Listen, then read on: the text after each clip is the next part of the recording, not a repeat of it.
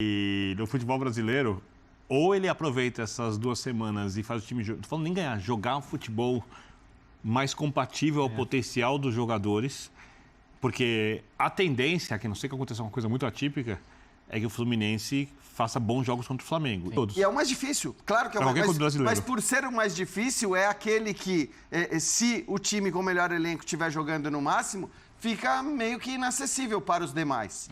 O quarteto morreu? O quê? Morreu é exagero. Eu acho Mas aquela coisa assim, né? Tipo assim, você parte do quarteto. Então, é o quarteto e mais... Quanto é que é? 7.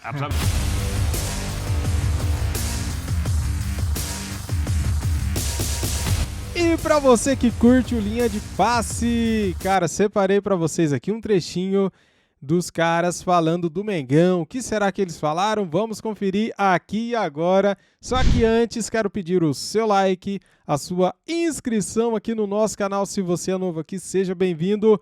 Deixe aqui os seus comentários e ative o sininho para não perder nenhum vídeo. Isso aqui é Flamengo. As imagens são da ESPN Grupo Disney, link na descrição como créditos ESPN, canal aqui do YouTube. Beleza, cara? Dito isso, vamos ver então o que a imprensa acha ou está falando do nosso Mengão. Simbora, vamos lá. Do campo, ele não tentou resolver na primeira eu diria que ele, num primeiro momento, desfez ali o losango, depois ele voltou, quer dizer, alguma coisa do desenho ele alterou. Mas não nas peças. Não nas peças, quer dizer, tirando a obrigatória, que era não ter mais o João Gomes, mas já discutimos muito sobre isso aqui. Então, o ponto é que, assim, os jogos banais, que eram poucos, porque o Flamengo tinha 3 títulos para disputar esse ano, já acabaram. Um Fla-Flu no final já não é banal. Então, assim, teste acabou. Né? Acabou, não tem. Agora o próximo sim. jogo já é um jogo, já é uma final, já é um jogo decisivo. Então, se a partir de agora as coisas não começarem a dar certo, aí eu acho que é o momento de começar a definir se o trabalho vai sair do lugar ou não vai. Porque eu entendo que a gente, até agora, estava no momento do benefício da dúvida, de falar, cara, ele chegou, tinha um monte de título para decidir em cima e tal. Mas eu acho que assim, o limite, o jogo de ontem era o limite para começar a dar certo. Agora realmente tem que começar a dar certo. Senão. Eu acho que também concordo contigo, porque, Jean, nós estamos no futebol brasileiro. E no futebol brasileiro, ou ele aproveita essas 2 semanas e faz o time... Não tô falando nem ganhar, jogar um futebol mais compatível ao potencial dos jogadores, porque a tendência, que não sei que aconteça uma coisa muito atípica, é que o Fluminense faça bons jogos contra o Flamengo. Sim. E o futebol que o Flamengo jogou contra o Vasco é insuficiente para ganhar do Fluminense. De acordo.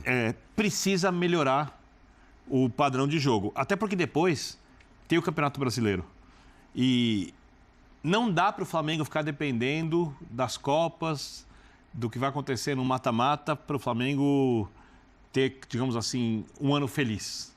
Lógico que o Flamengo tem condições de ganhar as Copas, mesmo sem jogar o melhor futebol do mundo, como aconteceu ano passado. O torcedor do Flamengo sabe disso e terminou a temporada com uma temporada de grande sucesso, mesmo não sendo, quando a gente fala do desempenho da equipe, do que é possível o time jogar, do que a equipe jogou e assim por diante. E eu acho que ele não vai ter muito mais tempo para treinar, ou seja, ele não precisa chegar contra o Fluminense e ter o time pronto, longe disso. Mas ele precisa ter outro nível de jogo, nem que o nível de jogo não dure os 90 e poucos minutos, mas que jogue 70 minutos bem, 65 minutos bem, 80, num nível mais com a cara do Flamengo. Porque depois disso, a diretoria realmente vai ter que pensar. Porque ou ela vai e mantém o técnico e fala, olha, eu vou manter e vou segurar o máximo possível, e se der seguro até o final do ano, seja como for, porque acho que ano que vem vai funcionar, se ela estiver vendo alguma coisa ali. Porque tem uma outra coisa também. Não é todo ano que você vai trocar de técnico, vai chegar um outro técnico e vai dar uma organizada ali dentro do que é possível no time e o time vai ganhar a Copa do Brasil e a Libertadores. Embora no Flamengo isso não é um padrão. Tenha mais chance de outro clube, mas diminui a chance de ganhar, concorda? Claro. Essa é a questão. Sobre diminuir a chance de ganhar, Biner, acho que eu penso o seguinte sobre campeonato de pontos corridos. Ele em geral, ele tá ali para o time que tem melhor elenco não depender do sucesso nas Copas para ser feliz. Quer dizer, então, o time que tem o melhor elenco no futebol brasileiro, e esse time acho que é unânime, é o Flamengo, melhor elenco, tá? Não é o melhor time. Não é quem joga mais e não é quem é mais organizado e nada. Mas o melhor elenco, quem tem o maior potencial no futebol brasileiro é o Flamengo. Em geral, o time com o maior potencial, ele tem que entrar no Campeonato Brasileiro pensando que aquilo ali é o que vai lhe garantir a felicidade. E é o campeonato mais difícil de todos. E é o mais difícil, claro que é o mais difícil. Mas por ser o mais difícil, é aquele que, se o time com o melhor elenco estiver jogando no máximo, fica meio que inacessível para os demais. Né? Claro, se você tem elencos muito parecidos, essa briga ela tende a ser bastante apertada e tudo mais. Mas o elenco do Flamengo é um elenco muito forte, é um elenco que poderia jogar candidatos também, tá? Para outros candidatos também. Porque se a gente está falando que hoje o time mais bem montado e mais organizado do Brasil, também acho que é unânime, é o Palmeiras, esse elenco é curto. Esse elenco é bem curto para um campeonato brasileiro. Então, imaginar que o Abel vai conseguir fazer o que fez na temporada passada, porque foi uma campanha gigante, você ganhar um campeonato por pontos corridos e ser eliminado onde foi nos mata-matas, com todas as controvérsias e tal, cara, não é fácil. E não acho que isso vai acontecer novamente. Então, eu acho sim que o Flamengo ele tem que evoluir e não pode acontecer o que aconteceu na temporada passada, que foi começar o campeonato perdendo ponto atrás de ponto, atrás de ponto, e vendo o Palmeiras deslanchar. Ontem ele tira o Gabigol, relativamente no começo do segundo tempo, 14 minutos, né, do segundo tempo, estava 1-1 o jogo. E aí você olha na rede social, né? É até divertido. Os dedos apontados ali. Oh, tirou o Gabigol, como é que pode e tal? E todo mundo fica esperando o desfecho da história e o que vai acontecer no jogo depois de ter tirado o Gabigol. Esse é o primeiro ponto. Tirou o Gabigol, ali. O que significa emblematicamente tirar o Gabigol e foi vaiado e tudo. Outra coisa é o Gabigol, né? O que tem rendido ou deixado de render. E eu acho que essa é uma boa pergunta para vocês. Qual é a parcela, se é que existe, do Vitor Pereira no baixo rendimento do Gabigol? Tem parcela tática nessa história? Ou é só o jogador que, de repente, está numa fase que não é boa, numa fase física que não é boa? Acho que uma coisa leva a outra, porque a dificuldade que o Flamengo tem para criar, né? Por exemplo, o Bu lembrou a tentativa com o Cebolinha ali pelo lado como ala. O Flamengo não gera mais aquela impressão de que toda vez que a bola passa do meio de campo vai sair em uma situação de perigo. Não passa. E nos grandes momentos, assim, claro, não estou nem voltando a 2019, não. O time do ano passado mesmo, quando estava arrumadinho ali no segundo semestre. Era isso. Passou a bola do meio de campo, cara, você já sabe que vai ter uma aproximação ali, uma tabela, e daqui a pouco a bola vai estar na área para alguém finalizar. Né? E não é a sensação que você tem hoje. Então, por mais que o Gabigol não seja só o atacante que depende da bola no pé dele para fazer, ele não está no melhor momento técnico também, não é absolvê-lo por completo, mas eu vejo o Flamengo com uma dificuldade criativa hoje que é raro para os jogadores que tem. Agora, tinha uma coisa que tem um pouco o dedo do técnico, acho eu. Quando a gente vê a formação de ontem, o que os jogadores fizeram, o Gerson jogou um pouco mais caindo para a esquerda. O Thiago Maia cai para a esquerda.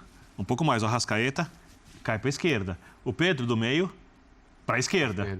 E o Gabigol da direita. Aí você entende porque ele colocou o Everton de ala. Mas a tentativa não funcionou. E o Vasco usa muitos lados do campo. Tanto que a gente viu o Gabigol ontem voltando várias vezes mais do que é normal. A gente acompanhar o Gabigol. Então eu acho sim, a falta de jogo coletivo do Flamengo para ter a bola na frente constantemente, passar mais por ele, tem dificultado para o Gabigol. Sim, não é nem a posição dele. Fazia gols, mas desperdiçava muito. Só que aí o time está ganhando e ele faz um ou outro gol.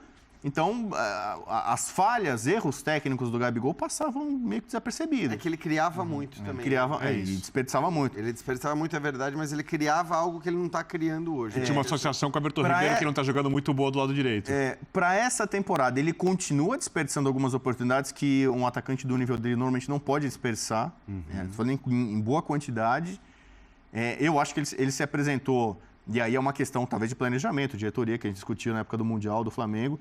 O Flamengo talvez tenha dado muitas férias, ou descansou demais os jogadores, e alguns têm mais dificuldade de retomar a melhor forma, adquirir o peso ideal, e até na impressão visual, né? Mas você vê volume de jogo ofensivo do Flamengo daquele setor? Eu não vejo. Não, por isso que eu não estou conseguindo decidir dele. Por isso que eu quase que te interrompi e falei sobre característica. Que você tem muito canhoto, né? Especialmente do meio para frente, meio que de forma instintiva você torna o time penso. O Flamengo é assim. O Thiago Maia pega a bola, ele vai para o lado esquerdo. Você dá a bola para o Gerson, ele já meio que vira para o lado esquerdo, uma coisa meio que automática. O quarteto morreu? O quê? Morreu é exagero.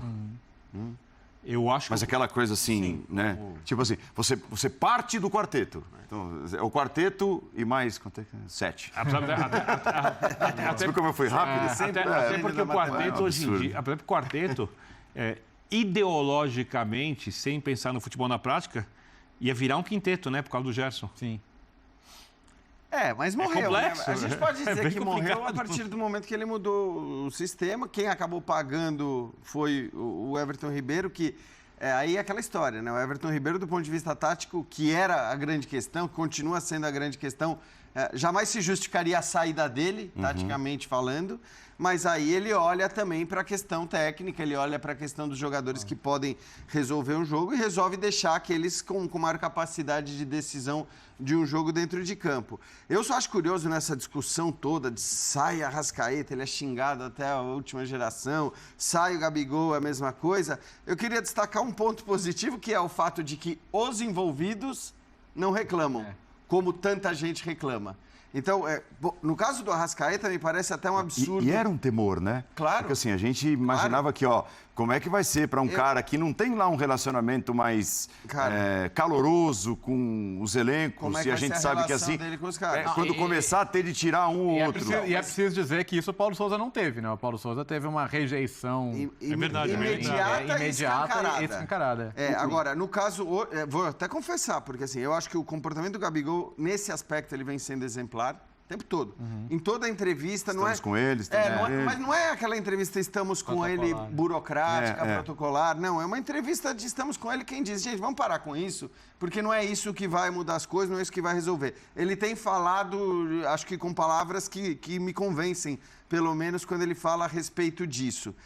E eu confesso que, por ser o Gabigol, com todas as características que o Bueno já citou, com toda essa particularidade, nesse jogo especificamente contra o Vasco, a hora que eu vi a plaquinha ali com o número dele para sair, eu falei, agora eu quero ver.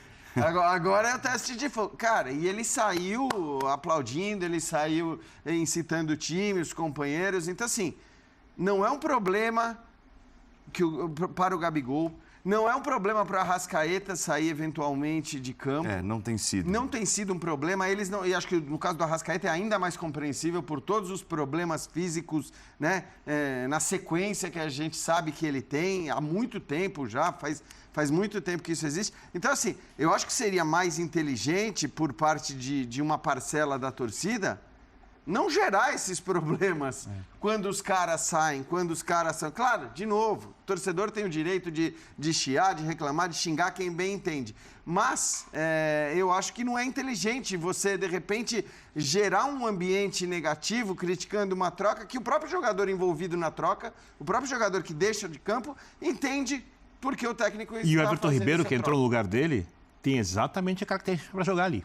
Jogava ali antes, jogava ali com o tempo do Jorge Jesus, o jogador que veio do lado direito para dentro, com o lateral passando no corredor, jogando no setor, que mais facilita para ele, até facilita um pouco mais do que em tese facilitava no passado, quando ele jogou muito bem com o Dorival, quando o time deixava esse espaço pelos lados. Ou seja, não foi uma troca sem lógica. O sistema de jogo utilizado pelo técnico, e aí a gente pode discutir isso até dizer chega, não é um sistema que favorece a colocação de tantos jogadores históricos do Flamengo ao mesmo tempo em campo. Não, e você tocou num ponto importante, Birner, que é assim, em geral, nem sempre, às vezes tudo bem, teve uma vez que entrou o Mateusão e tal, mas em geral essas trocas, quando elas são feitas para tirar do banco de reservas jogador de qualidade indiscutível. Então a gente viu muita reclamação, e eu acho que algumas até compreensíveis com o Abel Ferreira nesse final de semana, quando ele tira, sei lá, o Rafael Veiga para pôr o Jailson, tira o Dudu saiu cedo em jogo, com 15 minutos. O Dudu, em geral, sai cedo também, muitas vezes, acho que foi no jogo passado.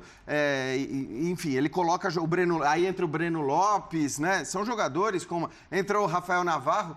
O Flamengo não. Em geral, raras exceções, quando os caras entram, são jogadores de nível. Então, entra o Cebolinha, entra o Everton Ribeiro. E isso certa com vez 5 entrou o trocas, Pedro, que estava no quantos banco. times podem manter esse nível de troca com 5 vantagem Pois também, então assim, acho que não tem por que fazer tanto barulho em relação às trocas especificamente quando os próprios jogadores não reclamam. Mas claro, há o que se reclamar e o que se contestar em relação ao que o Flamengo não tem conseguido jogar com esse elenco. Galera, eu vou aproveitar essa mensagem na tela, cara, e quero perguntar pra você o seguinte, não faz muito sentido essa mensagem, né? Quarteto faz cada vez menos sentido com o Vitor Pereira? Eu acho que o correto seria, porque Vitor Pereira não usa o quarteto, porque ele não usa os 4 caras juntos que sempre deram certo no Mengão.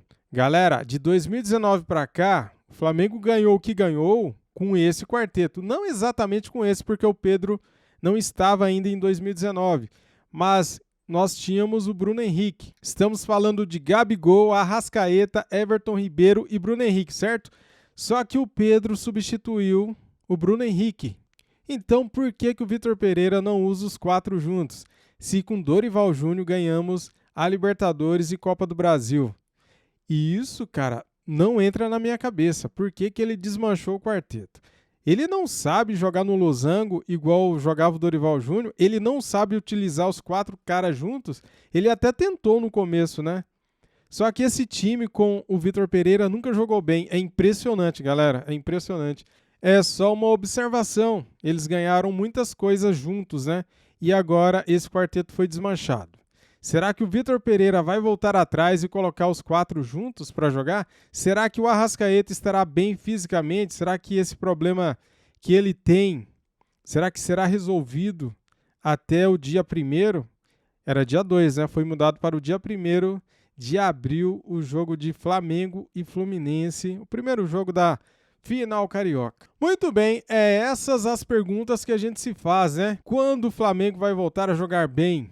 Será que o Vitor Pereira, com 2 semanas agora, ele vai fazer esse time jogar bem? É o que eu espero, é o que você espera, é o que a nação rubro-negra espera, que o Mengão possa jogar bem, possa voltar a jogar bem, né? Valeu, galera! Trouxe aqui para você mais um trechinho do Linha de Passe, para você ficar bem informado de tudo que a imprensa anda falando do nosso Flamengo. Quero pedir, antes de você sair do vídeo, deixa o like, se inscreva aqui no nosso canal e ative o sininho para não perder nada, tá bom? Isso aqui, ó, é Flamengo. Saudações rubro-negras. Fui!